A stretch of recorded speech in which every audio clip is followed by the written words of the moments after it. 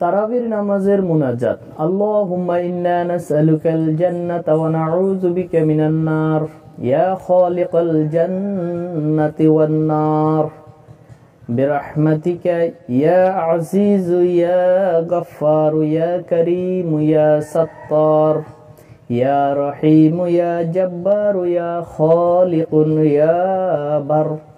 আল্লাহুম্মা আজিরনা মিনান নার ইয়া মুজিরু ইয়া মুজিরু ইয়া মুজিরু বিরহমাতিকা ইয়া আরহামার রাহিমিন। এই দোয়াটি তারাবির নামাজ শেষে 20 রাকাতের পরে আমরা করে থাকি। সাধারণত এই দোয়াটিরও কোনো দালিলিক প্রমাণ নেই যে এই দোয়াটি পড়তেই হবে তারাবির নামাজের পরে, আর এই দোয়াটি পড়া বাধ্যতামূলক। এই ধরনের কোনো দালিলিক কোনো ভিত্তি নেই। তবে আমি যদি পড়তে পারি, আল্লাহর কাছে দোয়া চাইতে পারি।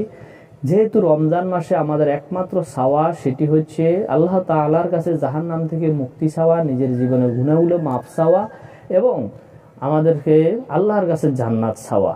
যার ফলে এখানে জান্নাত চাওয়ারই কথা রয়েছে, জাহান্নাম থেকে মুক্তির কথা রয়েছে এবং আল্লাহ তাআলার গুণবাচক বিশেষ বিশেষ নামগুলোকে উল্লেখ করা হয়েছে। আপনি এই দোয়ার মাধ্যমেও আপনার জীবনের গুনাহ মাফের জন্য আল্লাহ তাআলার কাছে চাইতে পারেন। আল্লাহ তাআলা আমাদের সবাইকে পবিত্র রমজান মাসে উসিলা করে ক্ষমা করে দিন। আমিন। আসসালামু আলাইকুম।